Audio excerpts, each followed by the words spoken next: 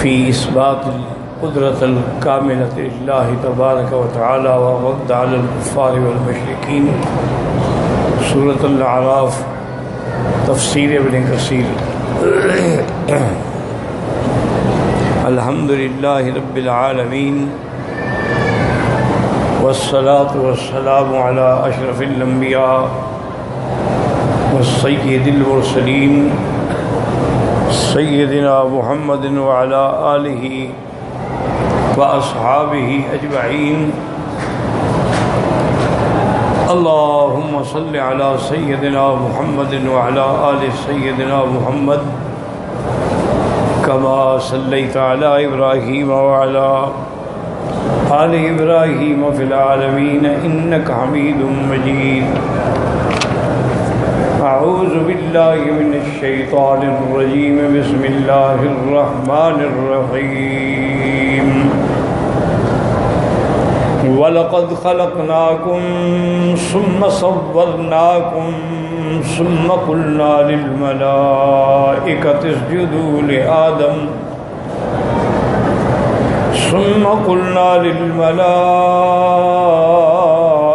اسْجُدُوا لِآدَمَ فَسَجَدُوا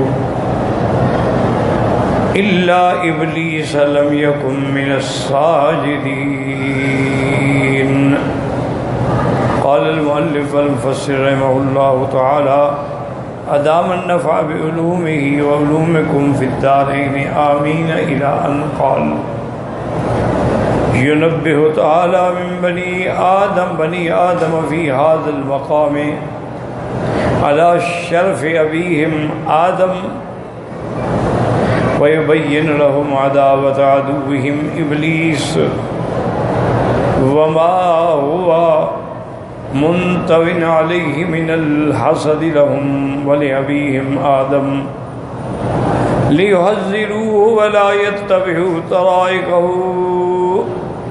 اب مفسر رحمۃ اللہ علیہ ان آیات میں ارشاد فرماتے ہیں کہ اللہ تبارک و تعالی اولاد آدم کو تنبیہ فرماتے ہیں کہ تمہارے ابے کا کتنا بڑا بلند مقام ہے.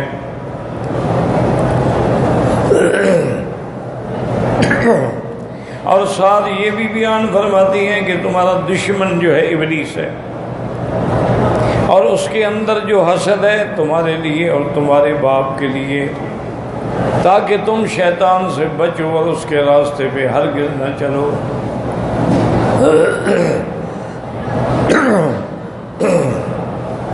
فقال تعالى ولقد خلقناكم ثم صورناكم ثم قلنا للملائكة اسجدوا لآدم فسجدوا.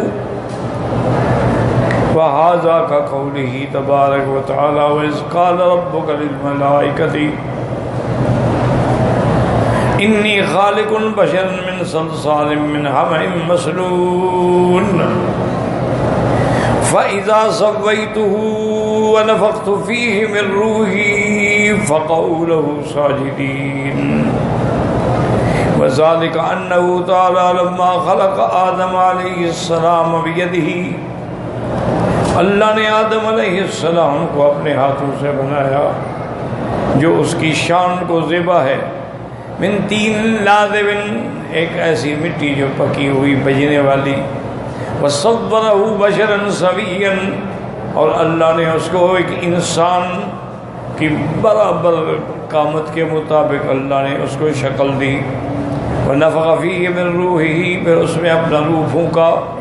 ثم امر الملائکۃ بالسجود لہ تعظیما لشان اللہ تعالی وجلالہ. پھر اللہ نے حکم دیا ملائکہ کو کہ آدم علیہ السلام کی تعظیم میں سجدہ کریں. فسمعوا كلهم واتوا الا ابلیس.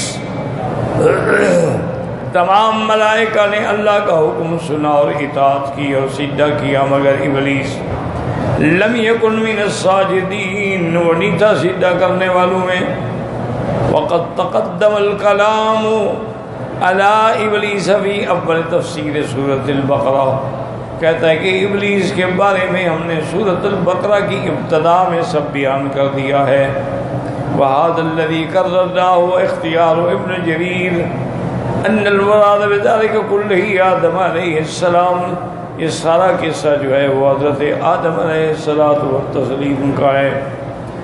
وقال سفیان الثوری عن الأعمش عن منہال بن عمرو عن سعید بن جبیر بن عباس وَلَقَدْ خَلَقْنَاكُمْ ثُمَّ صَوَّرْنَاكُمْ قال خلقوا فی اصلاب الرجال وصوروا فی ارحام النساء۔ اللہ نے انسانوں کو مرد کی پشت اور عورت کے رحم میں پیدا فرمایا۔ رواہ الحاکم وقال صحیح علی شرطہما ولم یخرجہ۔ یہ حدیث امام بخاری اور امام مسلم کے شرائط کے مطابق صحیح ہے، لیکن انہوں نے اپنی کتاب میں ذکر نہیں فرمایا۔ والنقل ابن جریر عن بعض السلف ایضا ان المراد بخلقناکم ثم صورناکم الذریہ، کہ اس سے مراد آپ کی اولاد ہے۔ وقال الربیع بن انس والسدی وقتادہ والضحاک فی هذه الآیہ وَلَقَدْ خَلَقْنَاكُمْ ثُمَّ صَوَّرْنَاكُمْ وَإِذْ خَلَقْنَا آدم کو پیدا کیا، ثُمَّ صَوَّرْنَا الذُّرِّيَّةَ، پھر اس کی اولاد پیدا کی۔ وَهَذَا فِيهِ نَظْرٌ لِأَنَّهُ قَالَ بَعْدُ ثُمَّ قُلْنَا لِلْمَلَائِكَةِ اسْجُدُوا لِآدَمَ فَدَلَّ عَلَىٰ أَنَّ الْمُرَادَ بِذَلِكَ آدَمَ وَإِنَّمَا قِيلَ ذَلِكَ بِالْجَمْعِ لِأَنَّهُ أَبُو الْبَشَرِ۔ اس آیت سے مراد حضرت آدم علیہ السلام ہیں، لیکن جمع کے صیغے سے خطاب کیا گیا چونکہ ان کی شان ہے، وہ تمام بشریت کے باپ ہیں۔ کما یقول اللہ تعالی بنی اسرائیل الذین کانوا فی زمن النبی صلی اللہ علیہ وسلم، جیسے کہ اللہ تبارک و تعالی نے قرآن پاک میں بنو اسرائیل کو حضور کے زمانے میں فرمایا وَظَلَّلْنَا عَلَيْكُمُ الْغَمَامَ، ہم نے تم پر بادلوں کا سایہ کیا، وَأَنزَلْنَا عَلَيْكُمُ الْمَنَّ وَالسَّلْوَىٰ والمراد آباؤہم، تو مراد ان کے باپ دادے ہیں جن پہ سایہ کیا گیا، جو حضور کے زمانے میں تھے ان پر تو کوئی بادلوں کا سایہ نہیں کیا گیا، یہ ان پر ہوا الذین کانوا فی زمن موسیٰ ولکن لما کان ذلک منۃ الآباء الذین ھم اصل۔ اللہ تبارک و تعالی نے ذکر فرمایا، اپنے احسان کا ذکر فرمایا، چونکہ اصل جو ہیں وہی ہیں۔ سارا کانہ واقعون اللہ بنا، گویا کہ ان کی اولاد پر بھی یہ ہوا۔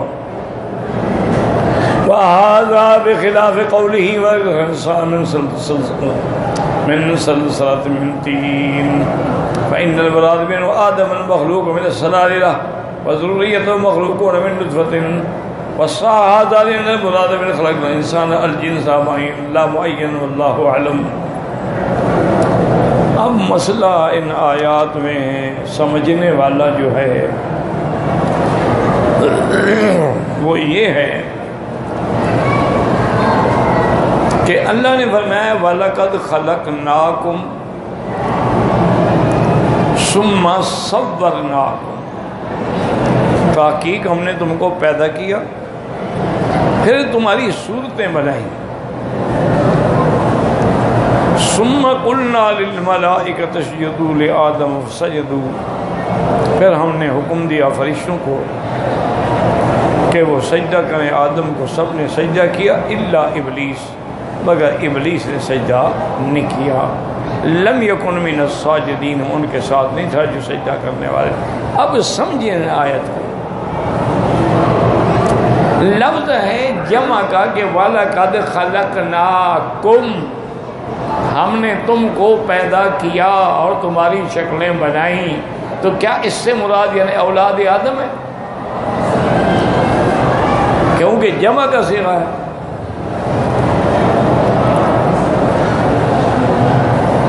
ویسے جہاں قصہ آدم میں آتا ہے کہ انی خالق بشرا من طین، تو وہاں ایک ہے، لیکن یہاں تو جمع کا صیغہ ہے، خلقناکم، ہم نے سب تم کو پیدا کیا، وصورناکم، اور تمہاری شکلیں بنائی، حالانکہ ہم تو اس وقت پیدا ہی نہیں ہوئے جب آدم علیہ السلام پیدا ہوئے۔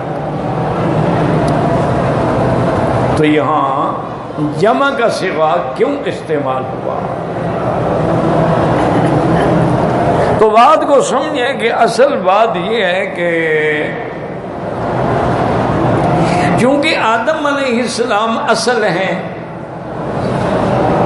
اور یہ بھی حدیث میں آتا ہے کہ آدم علیہ السلام کے پیدا کرنے کے بعد اللہ نے اس کی پشت سے جتنی ذریت قیامت تک اولاد پیدا ہونی تھی سب کے ارواح کو نکالا، تو اس اعتبار سے بھی جمع کا صیغہ استعمال کیا گیا، کیونکہ ہم سب بعد میں آدم علیہ السلام سے ہی پیدا ہوئے۔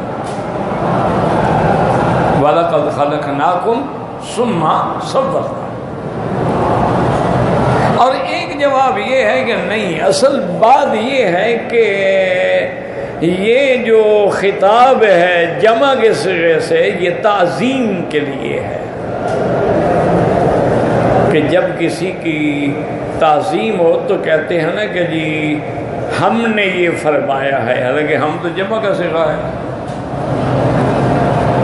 اس لیے بادشاہ جب بھی کوئی آرڈر کرتے ہیں کہتے ہیں نحنو، جمع کے صیغے، ہم نے یہ حکم دیا، حالانکہ ہم نے کہاں حکم دیا، ایک آدمی نے حکم دیا ہے۔ تو کبھی کبھی جمع کا صیغہ تعظیم کے لیے بھی ہوتا ہے، یاد رکھو کہ اظہار عظمت کا بیان ہوتا، تو یہاں بھی اللہ نے اظہار عظمت آدم کا ذکر کیا ہے کہ وَلَقَدْ خَلَقْنَاكُمْ، یعنی جمع کا، چونکہ اب آدم اصل ہے، اسی سے جا کے آگے ساری اولاد پیدا ہونی۔ تو ایک جواب علماء نے یہ بھی دیا ہے، اور بعض علماء فرماتے ہیں کہ یاد رکھو کہ اصل میں مثلا حضور کے زمانے میں جو یہودی تھے ان کے بارے میں قرآن کہتے ہیں وَظَلَّلْنَا عَلَيْكُمُ الْغَمَامَ وَأَنزَلْنَا عَلَيْكُمُ الْمَنَّ وَالسَّلْوَىٰ، ہم نے تمہارے اوپر سایہ کیا، بادلوں کا اور من و سلوہ ہوتا ہے، ان پر تو نہیں اتری تھی۔ جو حضور کے زمانے میں یہودی تھے ان پر تو کوئی من و سلوہ نہیں آئی، نہ ان پر کوئی سایہ کیا گیا، یہ تو سایہ کیا گیا ان لوگوں پہ جو موسیٰ علیہ السلام کے زمانے میں تھے۔ اللہ تبارک و تعالی نے جب وہ میدان تیہ میں آئے تو پھر اپنی رحمت سے ان پر سایہ کر دیا، کیونکہ میدان تیہ جو ہے وہ ما بین اسرائیل و مصر، ان کے درمیان میں یہ جو سارا صحرا ہے نا یہ تیہ ہے، اسی کو صحرا سینا بھی کہتے ہیں، چونکہ اس کے ساتھ پھر وہ پہاڑ ہے نا طور سینا۔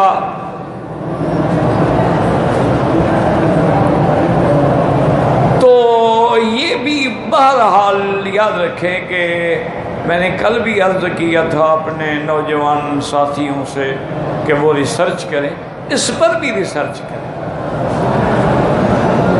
کہ آخر یہ کیا وجہ ہے کہ جب بھی انبیاء پر وحی آئی شان ملی تو وہ پہاڑوں پہ تھے۔ یہ قابل تحقیق بات ہے، تحقیق کرو گے انشاءاللہ تو پھر کئی اللہ کی قدرت کے راز کھلیں گے۔ اصل تو تحقیق ہے نا جی، ریسرچ ہے۔ تو آخر دیکھیں حضور صلی اللہ علیہ وسلم پہ جب سب سے پہلے جبریل اترے تو حضور کہاں تھے؟ غار حرا میں، جبل نور کی چوٹی پہ اس غار میں آپ تھے، وہاں جبریل آئے پہلی دفعہ۔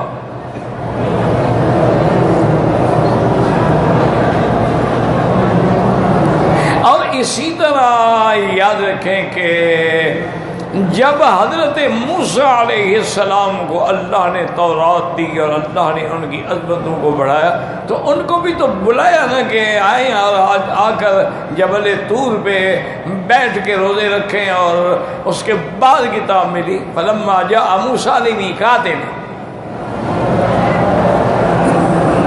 وکلمہ ربہ، تو وہ بھی پہاڑ ہے۔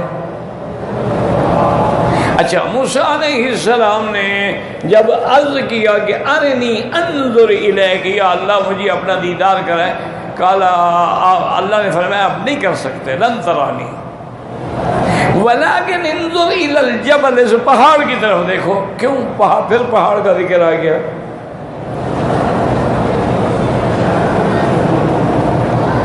تو اللہ فرما سکتے تھے تجلی میدان میں بھی آ سکتی تھی، لیکن نہیں، پہاڑ پہ تجلی ڈالی گئی.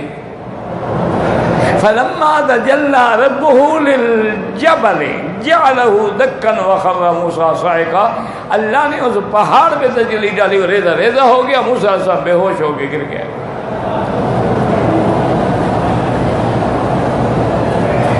یہاں بھی پھر پہاڑ کا ذکر آ گیا.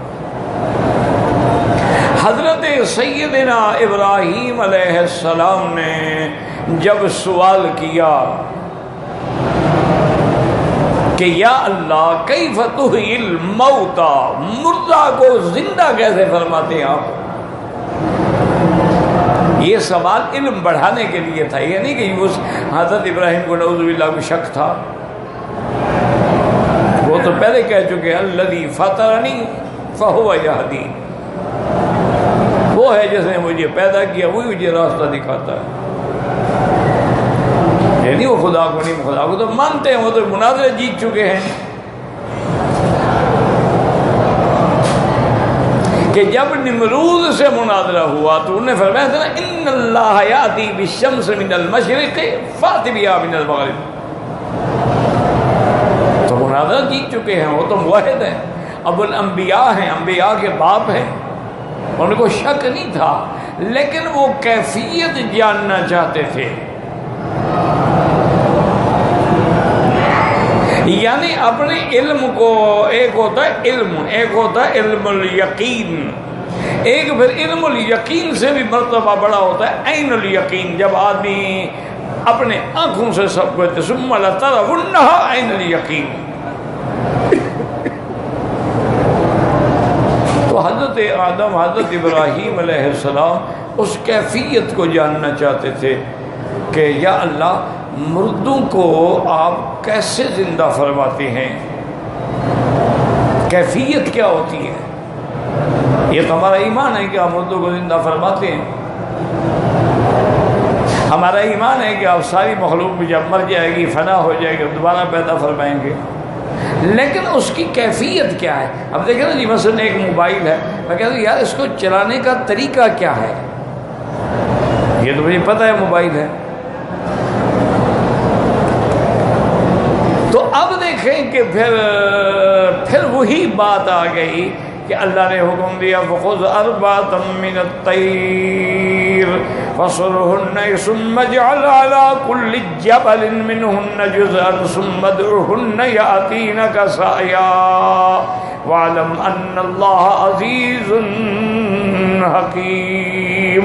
اللہ نے حکم دیا ابراہیم 4 پرندے پکڑ لیں، ان کو ذبح کر کے ٹکڑے ٹکڑے کر کے ان کے گوشت کو ملا دیں، اور جب سارا ملا دیں تو اب اس کو تقسیم کر کے اس کے بعد علی کل جبل، ان پہاڑوں میں، کل جبل سے مراد یہ نہیں کہ ساری دنیا کے پہاڑوں پہ رکھا ہو.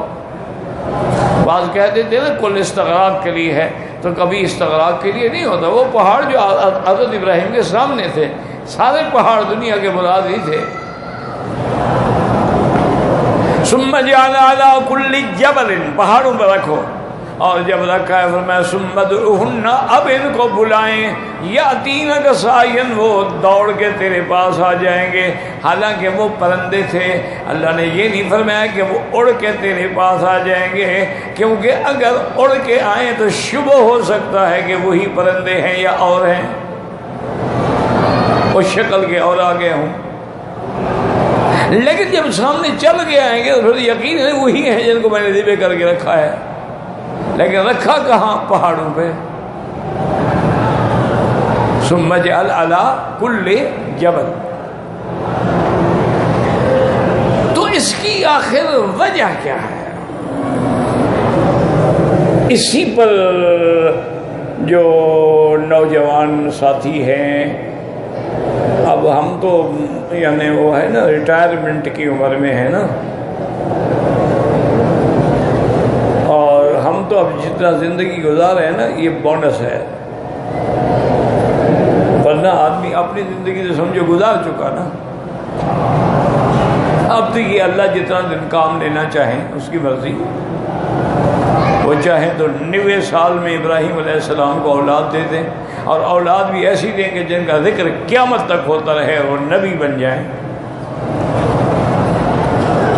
وہ اولاد جو نبی بنی ہے اور اس مقام پہ پہنچی ہے، وہ جوانی میں نہیں ملی ابراہیم علیہ السلام، بڑھاپے کی اولاد ہے۔ اب جناب دیکھیں کہ یہاں بھی وہ مسئلہ کیا آیا، پہاڑ۔ سرکار دو عالم صلی اللہ علیہ وسلم امام الانبیاء والمرسلین، آپ نے جب ہجرت فرمائی تو ہجرت کے وقت کہاں تشریف لے گئے؟ ثانی اثنین اذ ہما فی الغار، پہاڑ کی غار میں۔ کیوں؟ اللہ میں کسی اور جگہ نہیں حضور کو چھپا سکتے تھے؟ یعنی اگر اللہ چاہتے، اچھا ویسے کافروں کو اندھا کر دیتے، وہ دیکھتے ہی نہ، جیسے گھر سے حضور نکلے ہیں تو کسی نے نہیں دیکھا نا، حالانکہ باہر تو 60 نوجوان کفار مشرکین کے مانے ہوئے کمانڈوز جو تھے وہ تلواریں لے کے کھڑے تھے، حضور انہی کے درمیان سے نکل گئے۔ فرمایا شاہت الوجوہ وعمیت الابصار، اللہ تمہارے منہ جلا دے اور تمہاری آنکھوں کو اندھا کر دے، حضور گزر گئے، کسی نے نہیں دیکھا۔ اسی طرح حضور مسجد الحرام میں جہاں آپ بیٹھے ہیں، کہہ دو الحمدللہ، اللہ کا شکر ہے نا، ورنہ ہم اس قابل کہاں ہیں۔ حضور بیٹھے تھے تو ابھی لہب کی جو بیوی تھی نا، وہ جمیلہ نام تھا لیکن تھی تو قبیحہ، تو بہرحال وہ آپ کی چچی ہے نا، ابھی لہب کی بیوی ہے، آپ کی چچی ہے، لیکن وہ بد ترین مخلوق تھی اللہ کی، حضور کو گالیاں دیتی تھی نعوذ باللہ، اور راستے میں کانٹے بچھاتی تھی۔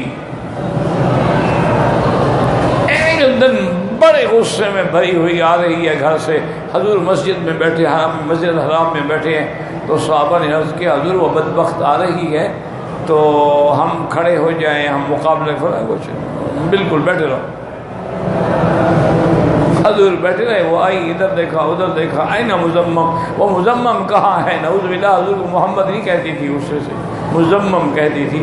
دیکھ کے چلی گئی اور واپس ہو گئی۔ صحابہ نے پوچھا یا رسول اللہ کہ کیا وجہ ہے؟ آپ نے اعمیٰ، اللہ نے اس کو اندھا کر دیا، مجھے دیکھ ہی نہیں سکی، میرے ساتھ تو کھڑی رہی۔ تو اللہ اس بات میں بھی تو قادر ہے نا، پھر آخر کیا ضرورت ہے کہ نہیں پہاڑ میں جائیں؟ وحی لینی ہو تو پہاڑ پہ چڑھے، اور ہجرت کرنی ہو تب بھی پہاڑ پہ چڑھے، وہاں بھی غار ہے اور یہاں بھی غار ہے، وہ غار ہرا ہے، یہ غار ثور ہے۔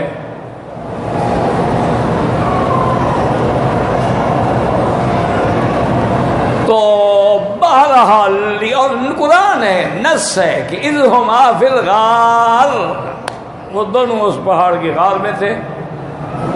حضور نے فرمایا کہ لا تحزن، ابو بکر غم نہ کرو، ان اللہ معنا، اللہ ہمارے ساتھ ہے۔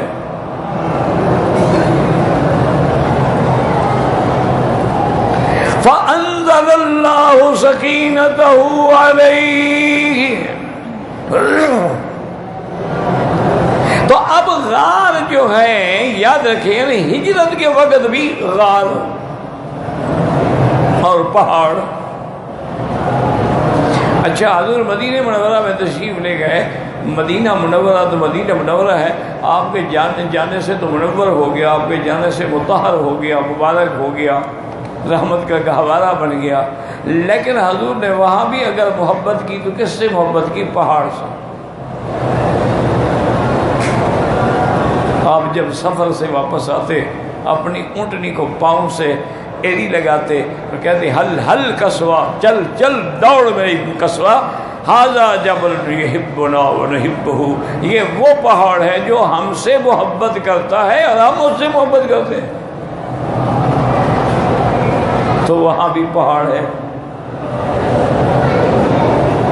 آخر کیا وجہ؟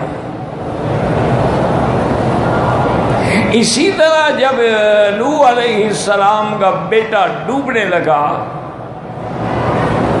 تو باپ نے کہا بیٹا آ جاؤ طوفان میں غرق ہو جائے۔ قال سآوی الی جبل، میں پہاڑ پہ چڑھ جاؤں گا، یعصمنی من الماء، مجھے پہاڑ جو اتنا اونچا ہے، پانی کتنا ہوگا، 1 میٹر 2 میٹر چاہ، پہاڑ تو 50 میٹر اونچا ہے، وہاں بھی پہاڑ۔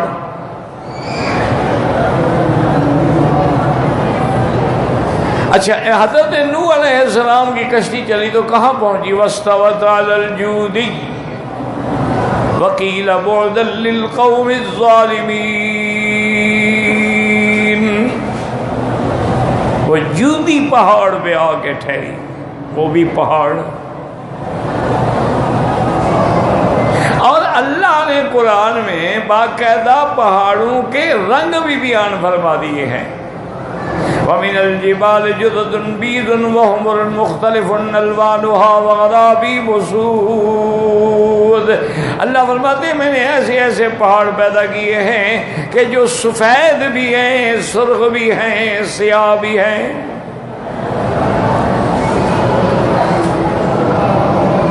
اور یاد رکھیں کہ علماء الوان جو ہیں یعنی رنگوں کا جن کو علم ہے وہ کہتے ہیں کہ اللہ نے یہاں 3 رنگ بیان کیا نا، سفید، سرخ اور سیاہ۔ انہوں نے کہا کہ اصل رنگ ہیں یہ 3، باقی جو ہے وہ ان کے اختلاط سے بنتے ہیں، یعنی کالے کو اس میں ملا دیا، سفید کو اس سے ملا دیا، اس کو اس سے ملا دیا، تینوں کو ملا دیا، اور ملانے کی ایک مقدار ہے تو اور رنگ پیدا ہوتے گئے، اور اصل رنگ یہی ہے۔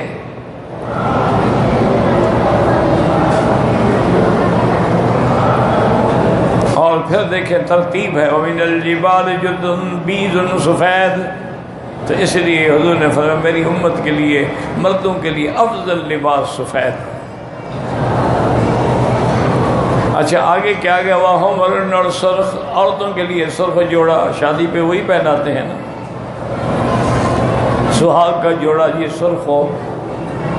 وَمِنَ الْجِبَالِ جُدُدٌ بِيضٌ وَحُمُرٌ مُخْتَلِفٌ أَلْوَانُهَا وَغَرَابِيبُ سُودٌ، اور کالے بجھنگ پہاڑ جو غم اور الم میں سیاہ کپڑے پہنتے ہیں، اسی طرح ان پہاڑوں نے بھی سیاہی اڑی ہوئی ہے۔ تو بہرحال میری گزارش اتنا ہے کہ اس پہ ریسرچ کرو، آخر یہ سارے پہاڑوں کو کیوں اللہ نے منتخب کیا ہے۔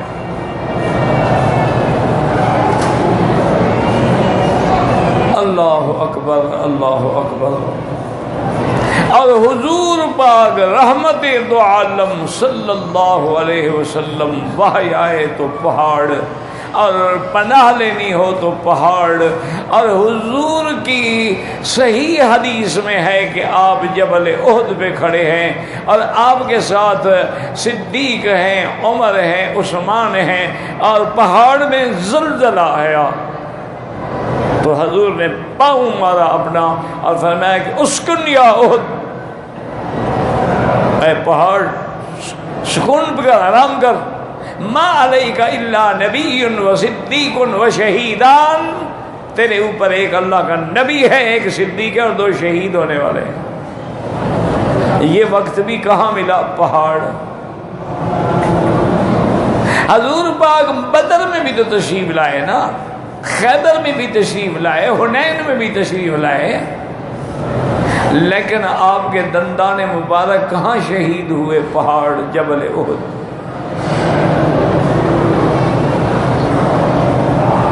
اور سیدنا حمزہ رضی اللہ عنہ کو کہاں شہید کیا گیا؟ اور مصعب بن عمیر، اصحاب احد، شہداء احد، یہ سارے پہاڑ احد۔ تو آخر اس کی کیا وجہ ہے؟ اس پہ تحقیق کریں۔ اچھا اب مسئلہ سمجھیں کہ وَظَلَّلْنَا عَلَيْكُمُ الْغَمَامَ وَأَنزَلْنَا عَلَيْكُمُ الْمَنَّ وَالسَّلْوَىٰ۔ اللہ نے فرمایا دیکھو ہم نے تمہارے اوپر بادلوں کا سایہ کیا اور تمہارے کھانے پینے کے لیے من و سلوہ اتارا۔ تو حالانکہ حضور کے زمانے میں جو یہودی ہیں ان پر تو نہیں اتارا نا، لیکن ان کے باپ دادے پر بھی تو اتارا تھا نا، اصل وہ تھے نا موسیٰ، تو اس لیے مخاطب ان کو کیا گیا۔ لہذا خلقناکم، آدم سے بھی تو آگے اولاد نکلنی تھی، چلنی تھی نا، تو اس لیے وہاں سے جمع کا استعمال کیا گیا۔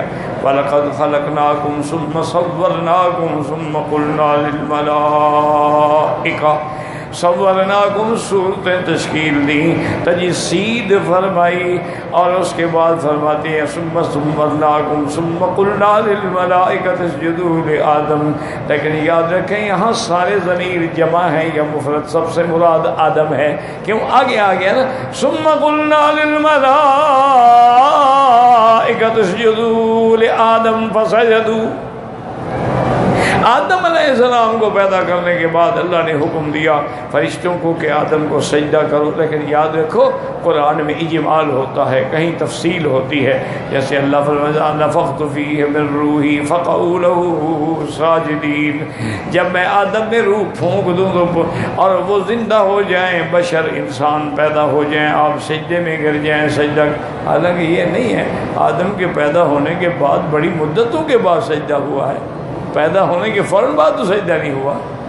آدم علیہ السلام پیدا ہوئے، پھر آدم علیہ السلام اور ملائکہ کا اللہ نے امتحان لیا، پھر امتحان میں آدم علیہ السلام کامیاب ہوئے تو اللہ نے فرمایا انی اعلم ما لا تعلمون، پھر اذ قلنا للملائکۃ اسجدوا لآدم، پھر حکم دیا کہ آدم کو سجدہ کرو۔ اب اسی سے یہ بھی دیکھیں کہ سب نے سجدہ کیا، جیسے یہاں ہے نا فسجدوا، دوسری جگہ فسجد الملائکۃ کلہم اجمعون، تمام ملائکہ نے آدم علیہ السلام کو سجدہ کیا،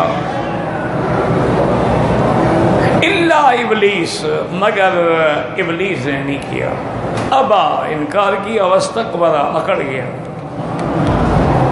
اور یہاں سے علماء نے ایک بہت بڑی بات لکھی ہے، اگر تیری سمجھ میں آ جائے، انہوں نے کہا کہ اگر تیرے ابے کو وہ شخصیت جو اپنی عبادت و تقوی سے فرشتوں کے ساتھ رہتا تھا ملأ اعلیٰ میں، اگر وہ سجدہ نہ کرے وہ ابلیس بن جائے، آدم کو سجدہ نہ کرے ابلیس بن جائے، لعنت برس جائے، جنت سے نکالا جائے، لیکن تم خدا کو سجدہ نہ کرو، تمہارا کیا ہوگا؟ اس نے تو آدم کو سجدہ نہیں کیا نا۔ اصل میں دیکھا جائے تو بدبخت تو گویا کہ وہ یعنی توحید میں اتنا پکا تھا نا کہ اللہ کے سوا کسی اور کو کیوں سجدہ کرو،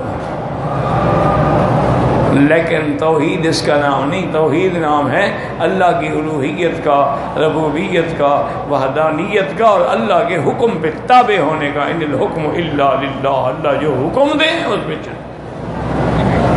اسی نے ہمیں حکم دیا ہے کہ امر اللہ تعبدوا الا ایاہ، اللہ کے سوا کسی کی عبادت نہ کرو۔ اب ایک مسئلہ اور سمجھیں کہ یہ جو سجدہ تھا نا جی، یہ سجدہ تعظیمی تھا، یعنی حضرت آدم کی عظمت و شخصیت کو بلند کرنا تھا، یہ تعظیمی سجدہ تھا، کوئی عبادت کا سجدہ نہیں تھا کہ آدم کو خدا سمجھ کے اللہ نے فرشتوں کو حکم دیا کہ سجدہ کرو، یہ تعظیم کے لیے تھا۔ اسی لیے ہمارے بھائی جو ہیں نا، اللہ ان کو بھی ہدایت عطا فرمائے، جو قبروں پہ سجدے کرتے ہیں، جو زندوں کو سجدہ کرتے ہیں، مردوں کو سجدہ کرتے ہیں، مرشد کے پاؤں کے گر جاتے ہیں، پگڑیاں اتار کے پاؤں میں ڈال دیتے ہیں، اور اس کے پاؤں کو زبان سے چاٹ چاٹ کے اتنا صاف کر دیتے ہیں کہ دھونے کی ضرورت ہی نہیں رہتی۔ تو جب ان سے پوچھا جائے بھائی یہ تو ناجائز ہے، انہوں نے کہا کیسے ناجائز ہے؟ فرشتوں نے آدم کو سجدہ نہیں کیا، تو اگر انہوں نے تعظیمی سجدہ کیا، ہم بھی تعظیمی کرتے ہیں، ہم عبادت تھوڑی کر رہے ہیں۔ اور پھر یوسف علیہ السلام کو اس کے والدین نے سجدہ نہیں کیا، فخروا له سجدا قال یا ابت هذا تعبیر رؤیایا من قبل قد جعلها ربی حقا۔ کہتے ہیں جی کہ دیکھو کہ باپ نے، ماں نے، رشتے داروں نے، بھائیوں نے یوسف کو سجدہ کیا، لیکن یاد رکھو ایک بات یہ ہے، علماء نے بڑی تحقیق سے لکھا ہے کہ آدم علیہ السلام کے زمانے سے لے کر حضرت عیسیٰ علیہ السلام کی شریعت میں تعظیم کا سجدہ جائز تھا، یہ منع ہی حضور پاک کی شریعت میں ہوا ہے صلی اللہ علیہ وسلم۔ جب جائز تھا تو جھگڑے کی بات ہی نہیں۔ اور دوسری بات یاد رکھیں کہ اللہ نے حکم دیا قلنا للملائکۃ اسجدوا، اللہ نے فرمایا سجدہ کرو، تو اللہ کے حکم، اللہ ہمیں بھی حکم دے کہ قبروں پہ کرو تو ہم بھی کریں گے، وہ تو اللہ کا حکم تھا۔ تم ہمیں حکم دکھا دو، اللہ نے فرمایا ہے کہ حضرت علی ہجویری کی قبر پہ سجدہ کرو۔ اور یوسف علیہ السلام نے بھی کیا کہا، ھذا تعویل الرؤیا من قبل، ابا جان یہ میرے اس خواب کی تعبیر ہے، انی رأیت احد عشر کوکبا والشمس والقمر رأیتہم لی ساجدین۔ اور نبی کا خواب وحی ہوتا ہے، یعنی یہ بھی اللہ کا حکم ہے، تو اللہ کے حکم سے کہیں جہاں اللہ حکم دے کرو۔ اچھا اللہ نے ہمیں کیا حکم دیا کہ لا تسجدوا للشمس ولا للقمر، کسی چمکتی والی چیز کو چاہے وہ سورج ہو چاند ہو سجدہ نہ کرو، واسجدوا للہ الذی خلقہن ان کنتم ایاہ تعبدون، صرف اسی کا سجدہ کرو جس نے تمہیں پیدا کیا ہے۔ ایک صحابی حضور صلی اللہ علیہ وسلم خدمت میں حاضر ہوئے اور انہوں نے آگے عرض کیا گیا رسول اللہ میں فلاں فلاں فلاں فلاں علاقوں میں گیا، وہاں سارے لوگ جو ہے اپنے بادشاہ کو سجدہ کرتے ہیں، اپنے سرداروں کے آگے جھکتے سجدہ کرتے ہیں، اور آپ تو ہمارے دین و دنیا کے بادشاہ ہیں، ہم آپ کو سجدہ کیوں نہ کریں؟ حضور نے فرمایا لو امرت احدا، اگر میں کسی کو سجدے کی اجازت دیتا، پھر حکم دیتا کہ بیوی اپنے خاوند کو سجدہ کرے کہ خاوند کے اتنے حقوق ہیں بیوی پر۔ آج کل تو خیر خاوند بیوی کو سجدہ کرتا ہے، آپ نہیں کرتے؟ نہیں، ٹھنڈے دل سے سوچیں، سارے کرتے، بیوی نہیں کرتی، بیوی نے کبھی کیا ہے؟ تو بہرحال بیوی کرے یا خاوند کرے ناجائز، اللہ کے سوا کسی کو سجدہ کرنا جو ہے وہ ناجائز۔ تو ایک مسئلہ حل ہو گیا کہ یہاں اللہ کا حکم تھا۔ اور تیسرا مسئلہ یہ حل ہوا کہ ابلیس جو ہے اللہ نے فرمایا اذ قلنا للملائکہ، ہم نے فرشتوں کو فرمایا، تو ابلیس کو تو نہیں فرمایا، ابلیس تو فرشتہ نہیں ہے۔ لیکن آگے وضاحت آ گئی کہ ما منعک الا تسجد اذ امرتک، بدبخت تمہیں کس چیز نے روکا کہ میرے حکم کے بعد تم نے سجدہ نہیں کیا؟ تو معلوم ہوا کہ اللہ نے باقاعدہ ابلیس کو بھی حکم دیا، یا یہ قاعدہ ہوتا ہے کہ جب اعلیٰ کو حکم دیا جائے تو ادنا خود بخود اس کے تابع ہوتا ہے۔ جب فرشتوں کو حکم دیا گیا تو وہ تو فرشتہ بھی نہیں تھا، وہ تو ادنا تھا، وہ اس کے حکم میں آ گیا۔ واللہ اعلم۔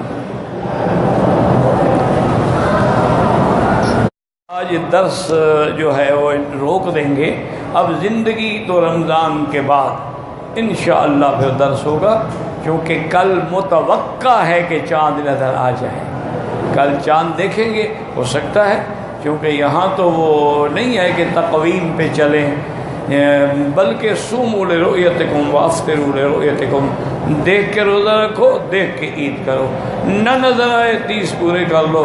یہ کوئی حکم نہیں ہے ہمیں کہ ہم ہوائی جہاز لے کے چل پڑیں اور اس چاند کو ڈھونڈنے کے لیے جائیں کہ تم کہاں ہو، ہم تمہیں ڈھونڈ رہے ہیں، کہیں حکم نہیں ہے کہ اس کو پکڑو اور ڈھونڈو اور دیکھو کہ ابھی یہ نیو مون ہے، ابھی یہ بچہ پیدا ہوا ہے، اتنے گھنٹے کے بعد نظر آئے گا، اور آئے گا نہیں آئے گا، حکم ہے کہ من شہد منکم الشہر، اگر شہادت نظر آ جائے روزہ رکھو، نہ آئے نہ رکھو۔ تو بہرحال انشاءاللہ آپ بھی دعا کریں میرے لیے، میں آپ کے لیے، تمام مسلمانوں کے لیے، کہ اللہ تعالی تمام عالم اسلام پر اس مہینے کی رحمتیں اور برکتیں نازل فرمائیں، اور ہمیں اس کا ادب احترام کرنے کی توفیق عطا فرمائیں، اور سنت کے مطابق صیام، افطار، سحر، قیام کی توفیق عطا فرمائیں، اور اللہ ہماری بیماریاں، کمزوریاں سب دور فرما دیں۔ اللہم اشفنا واشف مرضانا ومرضى المسلمین۔ بھئی بینک میں تو نوکری کر سکتے ہیں، لیکن کوشش کریں کہ جہاں دوسری نوکری مل جائے اس کو چھوڑ دیں، چونکہ نوکری ہو سکتی ہے، تنخواہ بھی لے سکتے ہیں، لیکن تعاون علی الاسم تو ہے نا کہ ایک گناہ کرنے والے ادارے کی مدد کر رہے ہیں آپ، تو حکم یہی ہے کہ تعاونوا علی البر والتقوی، نیکی میں تعاون کرو، ولا تعاونوا علی الاثم والعدوان، گناہ اور زیادتی کے کام میں مدد نہ کرو۔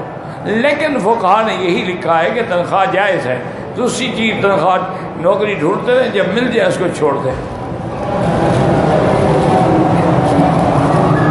حضور پاک کی شادی مبارک جو ہے یاد رکھیں، پہلے تو مکے میں ہوئی نا، اپنے قریش کے، کفار قریش کے لڑکوں سے ہوئی، پھر ابی لہب کے بیٹوں نے طلاق دی، اس کے بعد پھر حضور صلی اللہ علیہ وسلم کی شادی مبارک جو ہے بیٹیوں کی، وہ نبوت کے بعد ہوئی، جب آپ ہجرت فرما کے مدینہ منورہ چلے گئے۔ اسی لیے ہے نا کہ حضرت عثمان جب بدر کی جنگ کے لیے حضور نکلے ہیں نا، تو آپ کی بیٹی ان کے گھر میں تھی، وہ بیمار تھی، حضور نے فرمایا تم گھر میں رہو اور بیوی کی خدمت کرو، تو تمہیں باقاعدہ اس جنگ کا حصہ غنیمت کا بھی ملے گا، ثواب کا بھی ملے گا۔ تو اس وقت نبوت مل چکی تھی، ہجرت بھی ہو چکی تھی، اس کے بعد دوسری بیٹی حضور نے دی حضرت عثمان کو۔ تم جتنا زور لگاؤ نا، چار کو ایک نہیں کر سکتے ہو، ایک ایک ہے اور چار چار ہے۔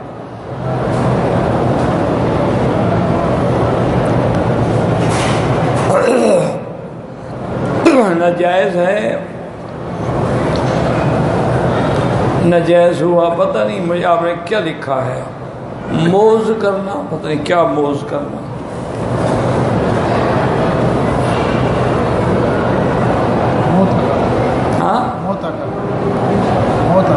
یہ متع کا لفظ نہیں لکھا ہوا کہیں بھی، بہرحال متع کرنا حرام ہے، اللہ کے نبی نے بھی حرام کیا، اور قرآن میں بھی آ گیا کہ والذین هم لفروجہم حافظون الا علی ازواجہم، صرف بیویاں حلال ہیں، او ما ملکت ایمانکم، یا جو لونڈیاں جہاد میں تمہارے حصے میں آئیں، ومن ورا، اور اس کے بابن ابتغا وراء ذالک، ان دو کے علاوہ اور کوئی رستہ ڈھونڈو، فاولئک هم العادون، وہ ظالم ہیں اور حد سے نکلنے والے۔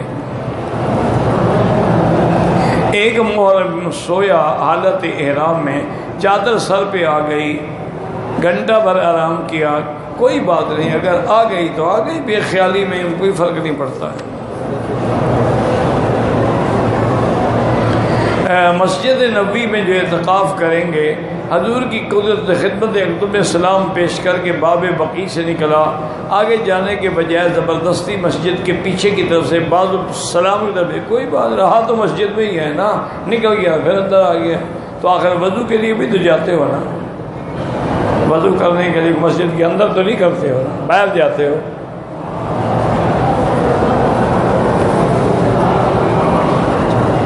میرا بھائی جن کی بچیاں ہیں وہ خود بھی اور بچیاں بھی اور مائیں بھی سورۃ الرحمن 3 دفعہ روز پڑھ کے، دن ہو یا رات پڑھ کے دعا کریں، اللہ اچھا رشتہ نصیب فرمائیں گے۔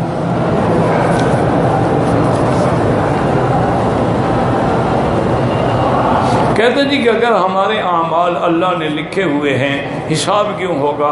تو اللہ نے اپنے علم کا کمال اظہار کیا، عمل تو تم نے کیا ہے نا، حساب اس چیز کا ہوگا، لیکن چونکہ جو تم نے کرنا تھا وہ اللہ جانتے تھے، اس لیے پہلے لکھ دیا، کرنا تم نے ہے، اس پر ثواب جزا ہے۔ نماز عصر میں، ظہر کی نماز میں اگر میں اکیلا پڑھ رہا ہوں، کوئی نہیں ہے، نماز بلند آواز میں پڑھ، جو سری ہے سری ہے، جو جہری ہے وہ جہری ہے۔ ظہر کی نماز چونکہ سری ہے، عصر کی اکیلے پڑھو یا کچھ ایسا پڑھو گے۔ کہتے ہیں جی کہ ایک ہی رکعت میں آخری 10 صورتیں پڑھ سکتا ہوں، پڑھ سکتے ہیں، 4 کل تلاوت کر سکتا ہوں، کر سکتے ہیں۔ حضور ساری رات ایک آیت پڑھتے، فرماتے رہے ان تعذبہم فإنہم عبادک، ساری رات صرف یہی آیت بار بار پڑھتے ہیں۔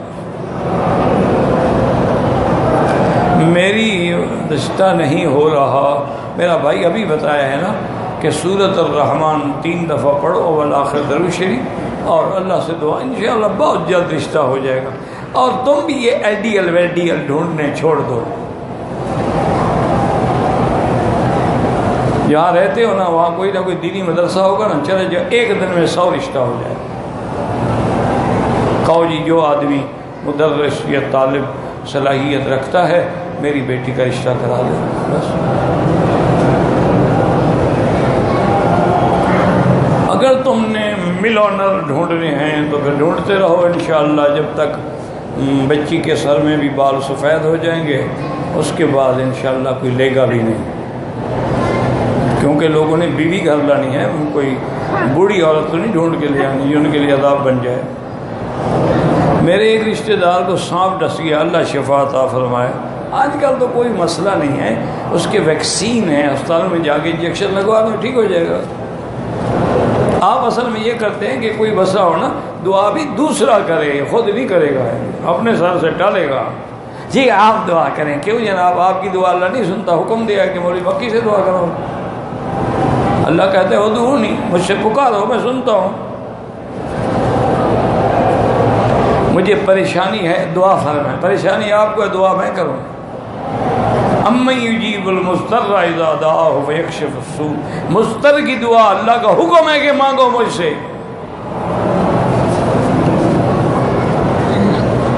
گائے بھینس کو حمل کے لیے بیج رکھواتے ہیں، ٹھیک ہے، کوئی منع نہیں ہے۔ آج کل عورتیں رکھوا رہی ہیں تو تم گائے بھینس کا ڈھونڈ رہے ہو۔ عورتیں بیبی ٹیوب میں بیج نہیں رکھواتی ہیں، اور کیا کرتی ہیں؟ چھوڑو بھائی، اللہ کے بندے بس دعا کرو۔ اللہ اپنی رحمت، ایک مریض گردوں کے ڈائلسس پہ ہے، اللہ شفا عطا فرمائے۔ سورۃ الفاتحہ سب سے بڑی شفا ہے۔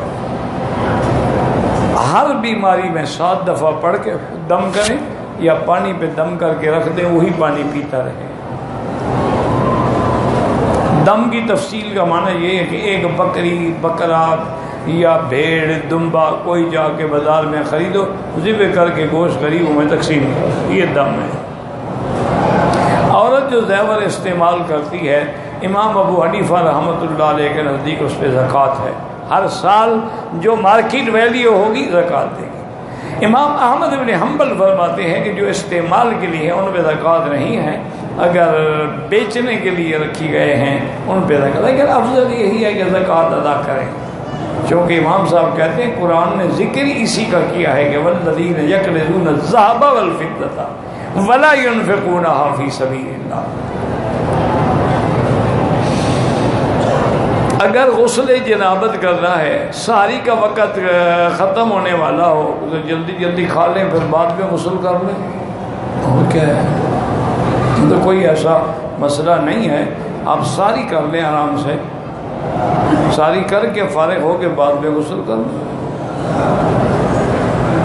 غسل کا وقت تو نہیں ہے نا، ساری کا وقت ختم ہو جائے گا نا۔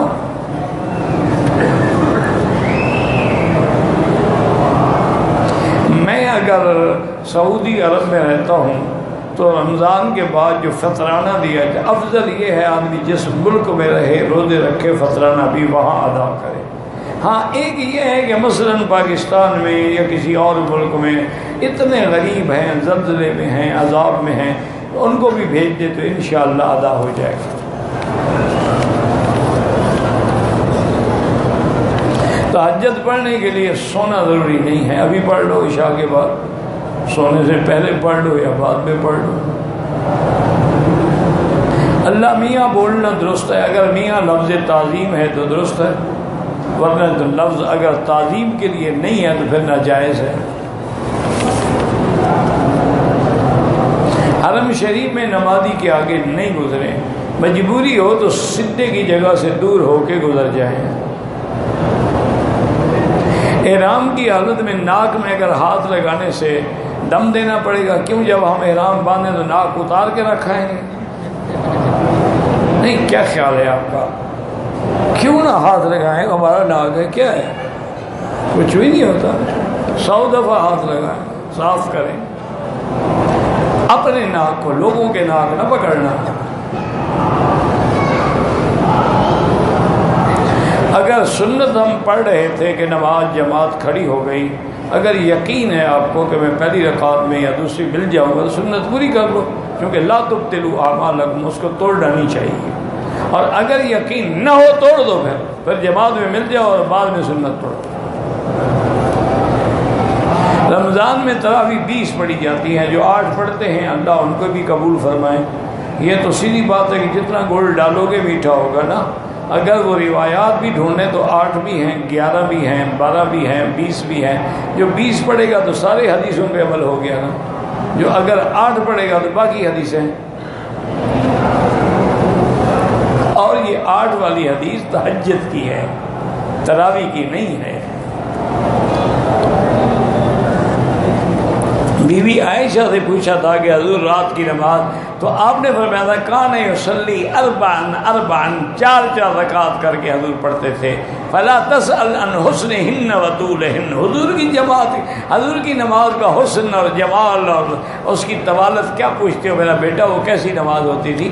تو وہ تو 4 تراویح تو 2 رکعت پڑھی جاتی ہے۔ اور بی بی عائشہ سے پوچھنے کا معنی ہی یہی ہے کہ تہجد کے بارے میں پوچھا جا رہا ہے، تراویح تو مسجد میں ہوتی ہے، کسی اور صحابی سے پوچھا جاتا۔ ضد نہ کرو، اصل 20 ہے، اجماع امت 20 پہ ہے، تعامل امت 20 پہ ہے، اور سیدنا عمر کے زمانے سے لے کر آج تک حرمین میں 20 پڑھی جاتی ہیں۔ لیکن آپ بحث نہ کریں، جو 8 پڑھتے ہیں اللہ قبول فرمائے، لڑیں نہیں، اپنا نقصان کریں، ہمارا کیا کریں۔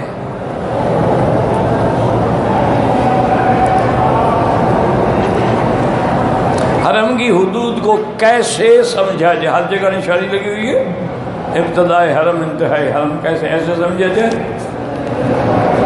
مسجد عائشہ کے پاس جا کے دیکھیں نشانی لگی ہوئی ہے کہ نہیں لگی ہوئی؟ جیرانہ جائیں لکھا ہوا ہے بدایہ حرم اور نہایہ حرم، عرفات کی طرف جائیں لکھا ہوا ہے کہ نہیں لکھا ہوا؟ اب یہ تم نہ پڑھو تو کیا علاج ہے؟ پاکستان سے آئیں یا کسی دنیا سے آئیں، مسجد عائشہ سے عمرہ کریں جائز ہے، افضل یہ ہے کہ مکے میں رہتے ہوئے طواف زیادہ کرو۔ روضہ رسول پہ بالکل صلاۃ و سلام پڑھیں، بالکل یہی سنت ہے کہ جو دور سے پڑھے پہنچایا جاتا ہے، جو سامنے کھڑے ہو کے پڑھیں گے اللہ سنوا دیتے ہیں۔ حرم شریف میں افضل عمل طواف، طواف کے بعد نماز، اس کے بعد پھر ذکر ہے۔ اسلام میں یہ مراقبہ کرتے ہیں تو ان لوگوں سے پوچھو نا جو کرتے ہیں، کراتے ہیں، جو علوم تصوف سے مہارت رکھتے ہیں۔ مجھے کیا پتا، میں تو ایک طالب العلم آدمی ہوں۔ مراقبہ کیا ہوتا ہے نا، غور کرو۔ اللہ ہمیں کہتے نہیں لعلکم تفکرون، کہ کیوں نہیں تم فکر کرتے؟ اللہ نہیں فرماتے وَقَّرُونَ فِي خَلْقِ السَّمَاوَاتِ وَالْأَرْضِ۔ اچھا اسی طرح اللہ فرماتے فِي أَنفُسِكُمْ، اپنے اندر دیکھو، سوچو، غور کرو۔ ویسے دلائل لینے ہیں تو ان علماء سے نہیں جو تصوف کو جانتے ہیں۔ روزے دار شوگر چیک کرا سکتا ہے، ضرورت کے تابع بالکل کرا سکتا ہے۔ وہ بھائی شوگر چیک کرانے سے تو کچھ نکلے گا، اندر تو نہیں جائے گا نا، خون نکلے گا نا الٹا تھوڑا بہت، کچھ نہیں ہوتا جناب۔ بلکہ آج میں ایک ڈاکٹر کی پڑھ رہا تھا کہ جن لوگوں کو شوگر کی بیماری ہے وہ غفلت نہ کریں، بلکہ ہر روز افطار کے وقت اور سحر کے وقت وہ اپنی بلڈ شوگر چیک کرائیں۔ اور آج کل تو مشکل نہیں ہے، ایک چھوٹی سی مشین ملتی ہے، تو آدمی خود چیک کر لیتا ہے، کوئی اس میں پرابلم بھی نہیں ہے تو کر لیا کریں، احتیاط اسی میں بہتر ہے۔ اور اس کا علاج جو ہے نا جی وہ یہ ہے کہ جب آپ سو کے نیند سے اٹھتے ہیں نا، کلی کرنے سے بھی پہلے 2 چمچ زیتون کا تیل پی لیا کریں، اور جب سوتے ہیں نا پھر بھی 2 چمچ پی لیا کریں، انشاءاللہ شوگر ختم ہو جائے گا۔ آپ 15 دن تو تجربہ کریں۔ ایک ڈاکٹر ہیں جدے میں ہیں، انہوں نے لکھا ہے باقاعدہ فیس بک کہ میری شوگر 450 تھی، اس پہ میں نے عمل کیا، اب 130 ہے۔ مشکل کیا یار، ایک چھوٹی بوتل یہ کرو کہ زیتون اصلی ہو خالص، رکھ لو سرانے کے بعد، اسی سے ایک گھونٹ بھر لیا، چمچ اٹھانے کی بھی ضرورت نہیں، مشکل کیا ہے۔ اور پھر لازم ہوگا، کیوں؟ قرآن جس چیز کا نام لے نا اس میں کوئی نہ کوئی راز ہوتا ہے۔ والتین والزیتون، ایک عالم تھے، میں نے دیکھا تو ان کے ناشتے میں عجیب منظر تھا، میں نے کہا حضرت یہ کیا ہے کہ انجیر کا تو 1 دانہ رکھا ہوا ہے اور زیتون کے 7 دانے رکھے ہوئے ہیں اور پانی زمزم کا رکھا ہوا ہے، باقی اور چیزیں۔ انہوں نے کہا چونکہ قرآن میں انجیر کا لفظ 1 دفعہ آیا ہے وقتی، اور زیتون کا لفظ 7 دفعہ آیا ہے، تو جتنے دفعہ قرآن میں آیا ہے میں اس پہ عمل کرتا ہوں۔ انہوں نے کہا الحمدللہ بیماری مجھ سے بھاگتی ہے، میرے قریب ہی نہیں آتی۔ ہم اصل میں کیا ہے نا، ہم مولوی لوگ جو ہے نا، ہم کہنا جانتے ہیں خود کرتے نہیں۔ گفتار کا غازی تو بنا لیکن کردار کا غازی بن نہ سکا۔ میں ساری دنیا کو بتاتا، خود نہیں کرتا۔ انا للہ و انا الیہ راجعون، اور کیا کر سکتے ہیں؟ عورتیں اپنی بھامیں بنوا سکتی، اللہ نے ٹھیک نہیں بنائی ہیں، اللہ کے بنائی ہوئی چیز کی اصلاح کر رہی ہیں۔ یہ تبدیل خلق اللہ ہے، لعنت بھیجی ہے حضور پاک نے، جو اللہ نے بنائی ہیں بس۔ یہ تمہیں کس نے کہا ہے کہ باریک بھویں ہوں؟ حسن ہے، حسن حیا میں ہوتا ہے، بھووں میں نہیں ہوتا۔ بھویں باریک ہوں اور دنیا کا مکیاج کیا ہوا ہو اور کردار نہ ہو، ایسی بے حیا عورت کے کیا حسن ہے؟ میری بیٹی حسن حیا میں ہے، بیوٹی اندر سے پھوٹتی ہے، وہ یہ غازے مازے لگانے سے نہیں ہوتی۔ بی بی فاطمہ نے تو کبھی بھویں نہیں بنائی، بی بی عائشہ نے کبھی بھویں نہیں بنائی۔ تمہاری ساری زندگی، ساری دنیا کا حسن سیدہ فاطمہ اور عائشہ کے پاؤں کے برابر ہو سکتا ہے؟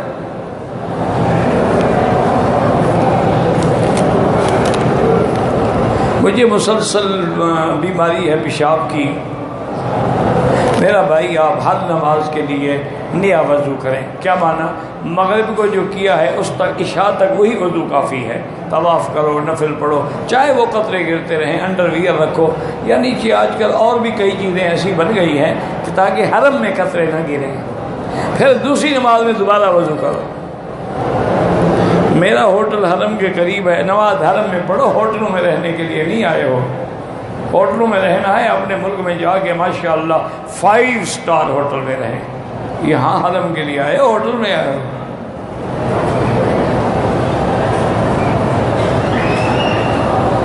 جو رفع یدین کرتے ہیں ان سے پوچھو، ہم تو کرتے ہی نہیں۔ میری بہن نے دوران عمرہ غلطی سے 4 انگلی کا تھوڑا ناخن توڑ دیا، کچھ نہیں ہوتا، سارے ناخن توڑ دے تب بھی کچھ نہیں ہوتا۔ خود کاٹو نہیں، بناؤ نہیں، اس کو نیل پالش نہ کرو، اس کی گلائی پر غور، ٹوٹ گیا اس میں کوئی دم نہیں ہے۔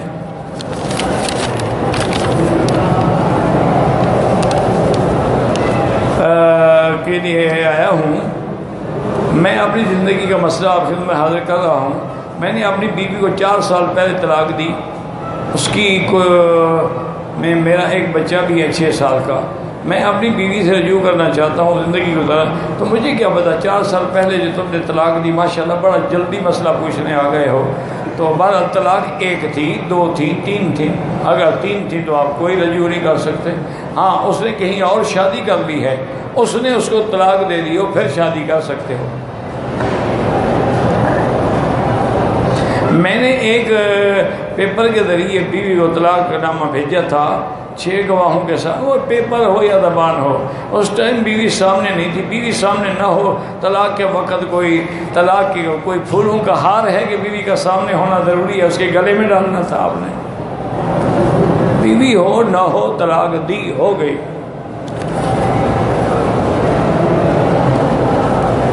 کوئی حکم نہیں کہ غار حرا میں جا کے نوافل پڑھیں، نہ کسی صحابی نے پڑھے، لیکن اگر کوئی پڑھتا ہے تو اللہ قبول کرے۔ طواف کے نفل 2 دن کے بعد بھی جب یاد آئے پڑھ سکتے ہیں۔ کوئی مقیم مسافر امام کے پیچھے نماز پڑھتا ہے، امام نے 2 رکعات کے بعد سلام پھیر لیا تو